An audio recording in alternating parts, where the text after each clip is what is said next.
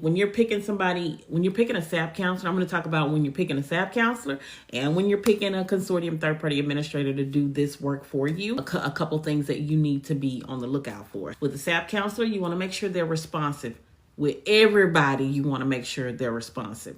Now, who be responsive in your life? The light people. If you call them and you wait on hold forever, look, you still got to have lights, right? When you call in the restaurant, if you can't get them, then you just go find another restaurant. Your CTPA and your SAP counselor, you want them to be responsive, which means that they got to answer the phone.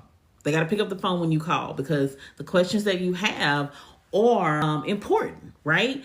If they're not answering the phone when you called, or they're not responding to your emails, that's how they're going to do when you pay your money. So make sure that they're responsive. And then when you're talking to them, make sure they're answering your questions. Make sure you have questions to ask them, because this process is confusing.